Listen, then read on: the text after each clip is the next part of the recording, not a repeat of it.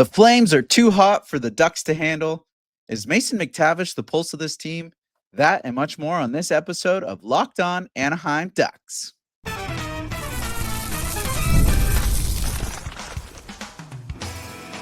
You're Locked On Ducks, your daily podcast on the Anaheim Ducks, part of the Locked On Podcast Network, your team every day.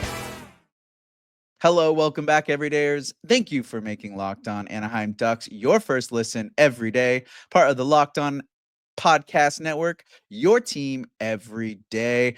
My name is Kyle Carr. I'm a lifelong Anaheim Ducks fan, and I've spent a few years covering collegiate sports, including college hockey. But today we're talking Anaheim Ducks.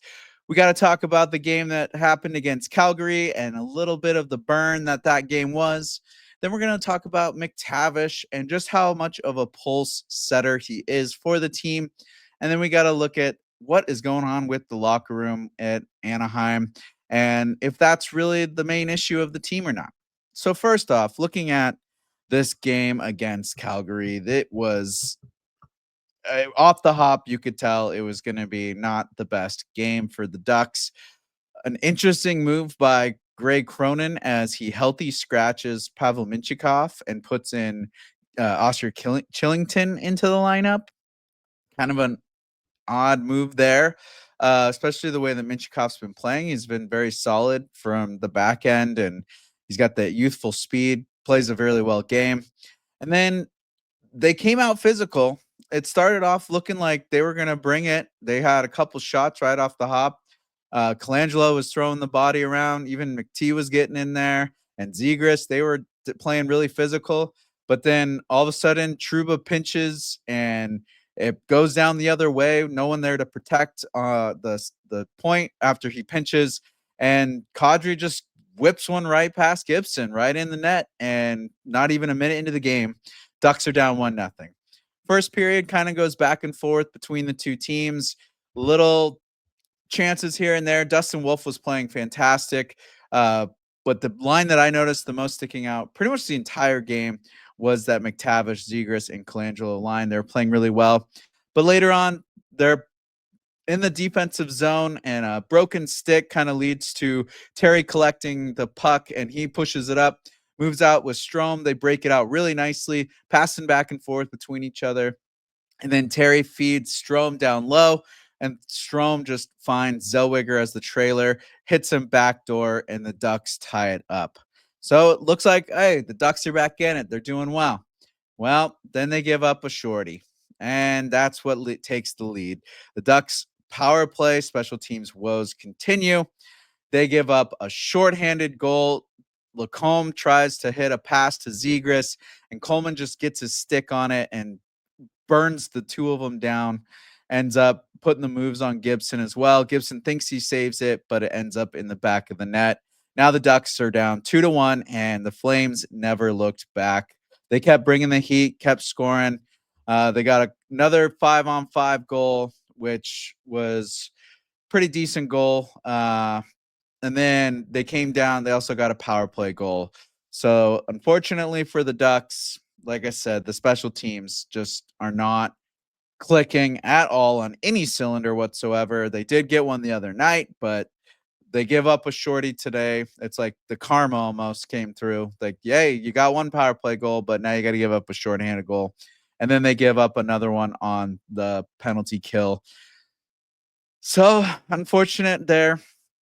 One of the things that led to the goal, that the third goal, was Gudas.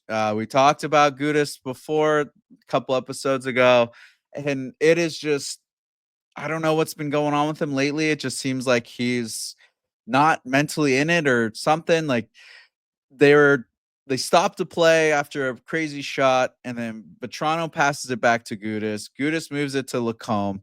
Lacombe moves it, tries to give it right back to Gudas. It was a nice, clean, solid pass, and Gudas just straight misses the pass, and then gets stuck in. So now Calgary has the puck in for almost 35 seconds. After a couple shots, one of them goes off the pipe. It goes out, but they regroup, reset, and they reload, enter the zone right off the hop. A good forecheck. Gudis just leaves some guy wide open in the middle. Rebound goes off of Gibson right to the the Calgary forward, and Gudis can't get in there, doesn't collect the puck, doesn't get in the shot lane, and Gibson can't react in time. Gibson did leave the game. Dostal came out and started the third period, and it was reported that Gibson was out for a lower body injury. So not good to see. He just came back. It was his first time playing in over 8 days, and then he gets injured again. And this has been kind of one of the things that comes up whenever the Gibson trade rumors do happen, is that teams aren't really looking to pick him up due to his injury history. Seems like he comes in, goes out, comes in, goes out, but then he has a really good save percentage when he is active. He plays really well, but then something happens, he gets an ailment, and he's out for a little while. Right now, he's only played just about 25 games this year. He was 10, 11, and 3, I think, before this game. And now gets pulled out of this one, and Dostal comes in. Dostal gives up a power play goal. The power play goal was right at the top of the third period. Dostal a little bit cold coming in, sitting there for a few hours, but it was kind of a weird shot by Coleman. He gets a second of the night, and not really. It was just one of those that Dostal would want back, but with the injury to Gibson, him coming cold, the Ducks just kind of playing a flat game. This one was not meant for the team tonight. It was one of those games where they just let it go. We'll talk about it later in the show, but it seems like they came out of the locker room just defeated. There wasn't the pump up that you're expecting. They had a couple of good chances here and there, but there wasn't the speed and the physical play that we've seen out of the Ducks when they are successful. And one of the guys that helps the team be successful is Mason McTavish. And tonight, his game was not 100%. And it shows when he's not playing well, the team doesn't play well. And we'll get into that after this little break.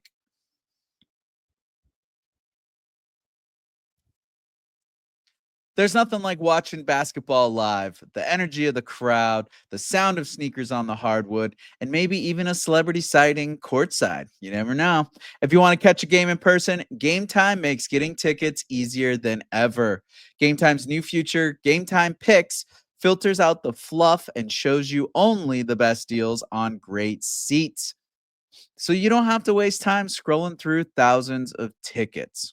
With Gametime, you got the freeway face-off coming up. Those tickets usually are a little hard to get. LA versus Anaheim. Well, Gametime has got you covered. Check it out. Check out their new feature. Pulls up the tickets that you want right there in front of you. Best prices, best seats in the house. So take the guesswork out of buying tickets with Gametime Picks.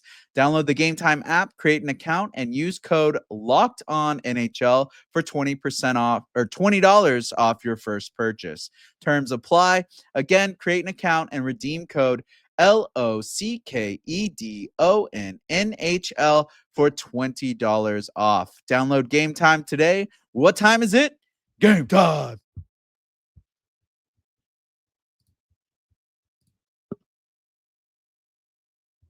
And we are back, guys. We got to talk about Mr. Mason McTavish. The last couple of games, this guy, he's been struggling in the face-off dot. Looking at the last 30 games or so, if you look at the month of March, he was pretty much above 50% or right around that 50% mark. He had kind of a rough game at the beginning of March, but overall, his face-off percentage was either right at 50, 49% or higher. A couple games he was in the 60s. Against the Rangers, he had a 70% face-off win percentage. So he's been doing really, really well overall in the face-off percent, or at least in his wins when it comes to the face-offs. But the last two games have been a little rough. The game the other night against San Jose, 33.3%, and then tonight 38.5% in the face-off dot.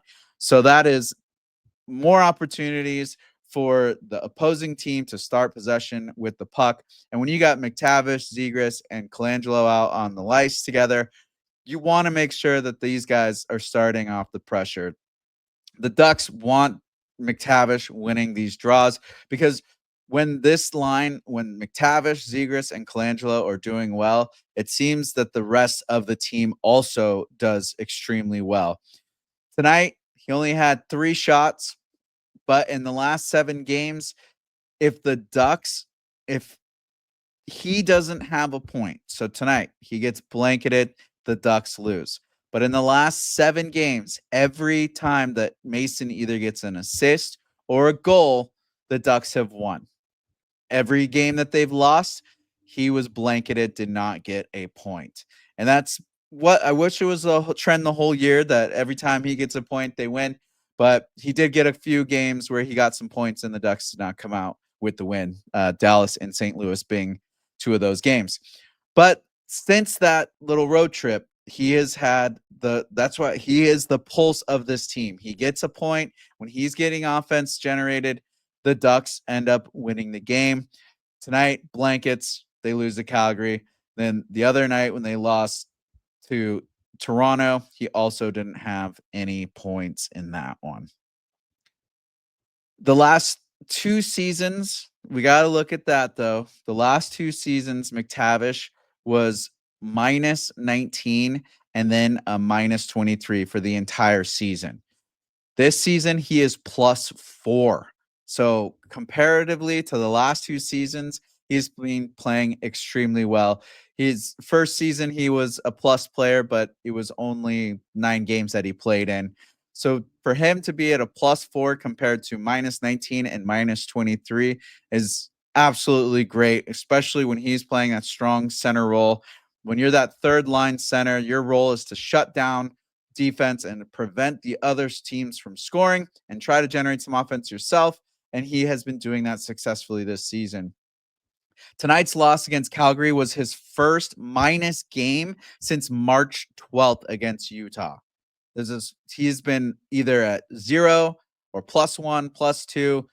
This was his first minus in almost an entire month. So good to have that. That is a stat that I know plus minus is a very interesting and kind of convoluted stat, but for him to be in that zone for over a month, he's not been giving up many goals. That's really awesome. We gotta have McTavish playing. The Ducks need him to be a solid player because he is this like sneaky pulse. When you notice that McTavish is playing well, the team does well. When it seems like he's kind of dogging it and not really doing his 100% play, it's almost like it infects the entire team, and you can just see it with everyone's play style. But when McTavish has got the dog in him and he's bringing it, the good dog, not the bad dogging, but the good dog, it brings up the entire team. And being with Zegras and Colangelo now, that also brings up another level of offense that wasn't really happening when they were separated, but I definitely see it coming back to him. It seems like he's been getting really enlightened and bringing a lot more positive energy around now with that line change. The line tonight, though, that I noticed about them was that they were very physical. For kind of, Zegras isn't the biggest guy. McTavish, he's just solid. And then Colangelo, he's coming in kind of fresh. They were very, very physical. They were the most physical line that I noticed tonight. They were laying hits right off the hop. Colangelo got a massive hit. Unfortunately, it did lead to the goal when Trouba pinched, but he crushed the Flames player into the boards. So tonight, McTavish, he had 2 hits, but Zegras and Colangelo each had 3 hits. So that's solid. It's kind of weird the way that they record hits in the NHL. Like, there's times when it looks like the guys get 20 hits, and then you look at the stat line and it's like 2 hits. You're like, I'm pretty sure he was blowing people up the whole game. But that's for having 3 actual recorded hits for Zegras and Colangelo, and then McTavish with 2. That means they were being solid. They were being physical. The Ducks had more hits tonight than the Flames. And the last couple of games, they only had about, well, this game and the game before the Sharks game, they were above 20 hits, but then before that, they had 5 hits recorded against the Maple Leafs. That not the physical play that Cronin wants. So it looked like they were kind of sub 20 for a few games. So there must have been a conversation with the team from Cronin that he wanted a lot more physicality, as the last 2 games have been 22 hits and 24 hits respectively.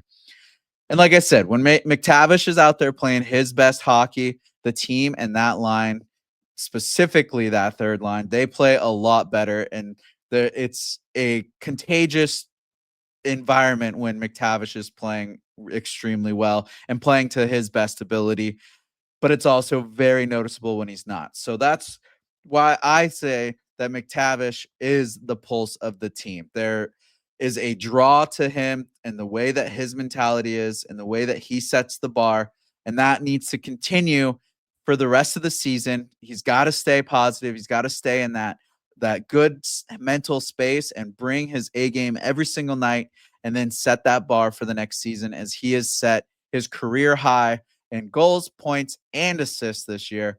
So next year he's got to just bring it to the next level. That's what we need, Just because you set the bar, you got to move it, got to keep crawling. But one thing that I've been noticing with this team, with the bar being set, is their lack of consistency, and I'm not sure if it stems from the players or if it's what's going on in the locker room. So we got to talk about what's going on in the locker room, and we'll get to that shortly.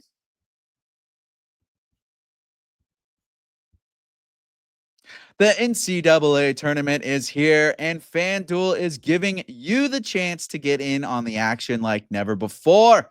Right now, new customers can get $200 in bonus bets when your first $5 bet wins. That's $200 extra bucks to use on everything from buzzer beaters to Cinderella stories and even who's cutting down the nets. When it comes to this time of year, there's so many games going on, especially in the college realm. Now there's the NIL deals, so you can bet away on these collegiate games, and FanDuel is the place to do it. They've got everything and all you need. They cover you. California is kind of a tricky state, but FanDuel's got it covered. They make sure everything is done right. It's so easy, so convenient. I love using FanDuel. So visit fanduel.com and get in on the college hoops action all tournament long.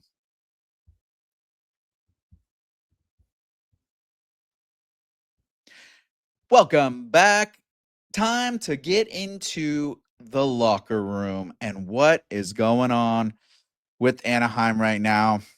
There's been so many positives, and then there's been so many negatives this season. It continues to be a roller coaster of emotions, especially when you are rooting for success for a team and they finally show glimpses of that success. And then all of a sudden, it just gets ripped away from you like the carpet, bit and pulled from under your feet. And all of a sudden, you're like questioning if the last successful games were just a dream or what the heck was going on.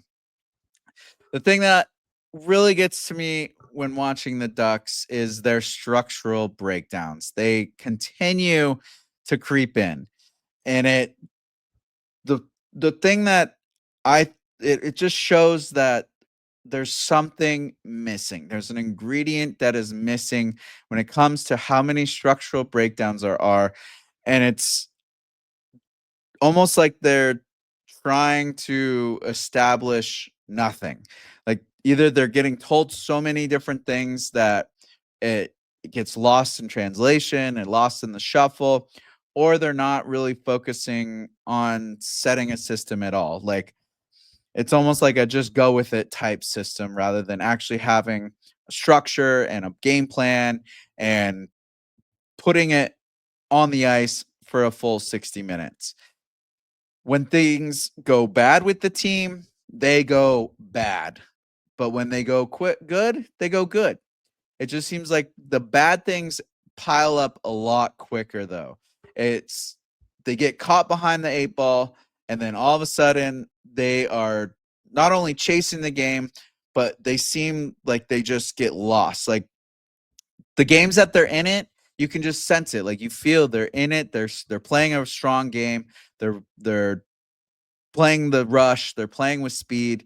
But then the games that are bad, it's like you can just pick up on the energy watching the way that they are off the puck or on the defense or if they're on the rush and they're supporting. Whether like there's just something like just not there. Like their vibe is just so down when they are down. It builds up so quickly. Like tonight, that first goal off Kadri was just a little crazy on how it happened, but once they really got hemmed in by Calgary, they just struggle getting it out. And this has been the last few games that the Ducks have lost have been because of getting hemmed in their own zone, getting locked down by the opposing forecheck, and not being able to break out cleanly and on the rush and with good puck support. They get stuck in their zone. They try to keep things out to the perimeter, but they let the opposing team just keep moving the puck and skating around them. And they just give up so much offensive time to the opponent. And then when it does finally come to the getting the puck out, it's either a hasty chip down because they have to change, or it's an icing. There's no like legitimate solid breakout with the rush, and then or if they do the dump and chase, they're not getting to those pucks that are down there, the 50-50 pucks. They're not applying the forecheck fast enough because they either got, like I said, they've been hemmed in, so they got to change, or there's just this plan of like they cut up like halfway about down the boards, or at the slots or the slots, the hash marks. Sorry, mixing up my names here. But they catch to the hash marks and then they curl back and they try to they're so concerned with them entering the zone again and playing a defensive game that they're not applying the offensive forecheck and trying to impose their will against the opponent. It's all reactionary. That's the word I've been trying to come to, is that the team becomes very, very reactionary once they get sucked in for a little bit. Once it's like they are on the downhill skid to like, oh no, we're gonna lose this. We're not playing well. We're not doing the right things. It just keeps going down, and it just becomes very reactionary. There's no uh, effort. There's no impulse. Like they're just all reactionary, reactionary, reactionary. And what tells me is that something's not clicking in the locker room after a period where you tie it late and you're going into the locker room 1-1 against the Flames, and then all of a sudden you're giving up a shorty on the power play, and then you come back and you give up a bad 5-on-5 after some defensive issues, and then the goaltender's out and you give up a power play goal right off the top of the third period. Like, what is the conversation in the locker room? There's got to be a time and place to be upset, and you can visually see Cronin upset on the bench. He's pinching his eyes, he's getting angry, he's yelling all the time. There's pictures of people behind the bench just like scared of what he's doing because he's yelling so much and freaking out. And there's got to be some give and take when you're the coach. And when things are bad, like, yes, you can be frustrated. Yes, you can say, hey, you're not playing through the expectations that I have. But if you're going and hemming them every single shift and every single intermission, and you're just in there harping, being negative, negative, negative, the team's going to come out and you can see that subconscious like defeat in them. And like there's this shutdown where you're tuning out what's being said because you're trying to play hard and you know that you're doing your mistakes. These guys are all professional players. That is what got them here, is knowing when you make mistakes and knowing to correct them. So yes, they know they're not playing right or they did this wrong. They're already beating themselves up mentally, and the coach's responsibility is to come in there and be like, "Hey, get rid of that. I know you know you messed up. we know what we need to work on, but let's build you up. Let's take that mistake, leave it behind, and build you up into a more positive situation so then you can come back and be stronger than you were before you made the mistake. But instead, they come back and they're weaker. They're struggling in the offensive zone, getting goals on or pucks on net. Then they're struggling in the defensive zone, getting hemmed in. They're getting caught flat-footed. There's no puck support off the rush. So if you're the puck carrier and the guys around you are not moving their feet, they're not with you, then your only option is to do a dump and chase, which leads to a 50-50 puck. And then the Ducks are not getting to the 50-50 pucks. And so it's just this spiral and spiral and spiral of things going downhill in a bad way and not rolling in a positive way.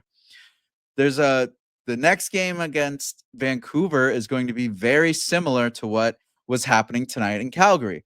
They're going to apply a physical forecheck and a very hasty, quick forecheck.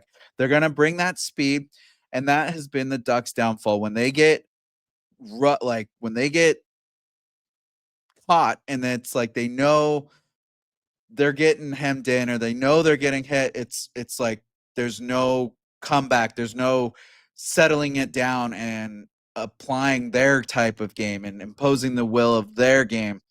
It's all just stuck in this negative cycle. And that's where I think the coaching staff has been struggling.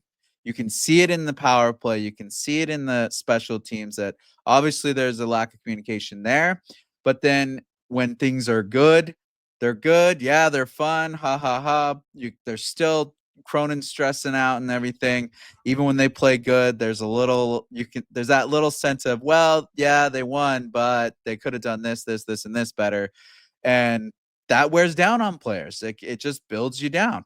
I mean, look, we got Tortorella just got fired from Philadelphia for multiple things, building. And it's you hear he's a good guy, but the constant negative, the constant harping, the constant like nothing is ever good enough. It does not work in this league anymore, and it will lead to disaster like tonight's game. So they got to work on creating this positive space, create a better conversation with the players, and get them motivated in a positive, right way so that when they are down on the 8 ball coming into the third period, they're wanting to go out there and win. And at home, I feel like they probably would have been a little stronger. They've been doing really well at home. There's the vibe of the home crowd, all this. But when you're on the road, it's only the coaching staff and you as the players. There's no one else there. And so if there's a negative environment while you're there, it's going to be a negative for the entire team, and it's just not going to go to work. The one goal that they did score tonight against Calgary, it was on the rush. It was with speed, and there was clean, simple 5-foot passes. And that is what I'm going to leave you with tonight, is that the Ducks need to have brilliance in the basics. Strip it down if you need to, and just break it to the point where they are just brilliant in the basics. The good teams, the playoff winning teams, those teams are all, they do the little things right, from the top line to the bottom line, from the top defensive pair to the bottom, from the main goalie to the backups. It is all brilliance in the basics and applying the fundamentals in the right times at the right place, and that will lead to championships. So just make it simple for the guys. There's only a few more games left, Coach Cronin. Just focus on brilliance in the basics and having fun.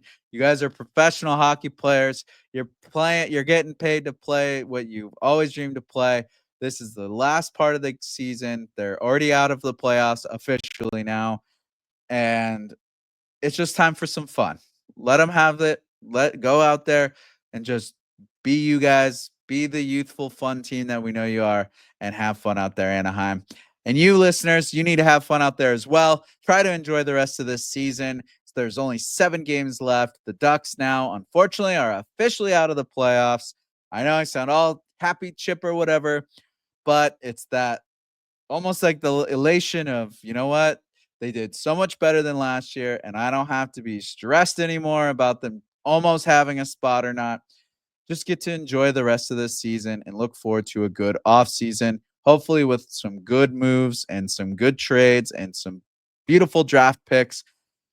Things are looking up. We got some good stuff coming up. So I'll see you tomorrow. It's going to be a good Friday. We've got our Futures Friday, so we can get to talk about San Diego and Beckett Seneca, who, oh my goodness, this kid is a playoff machine right now.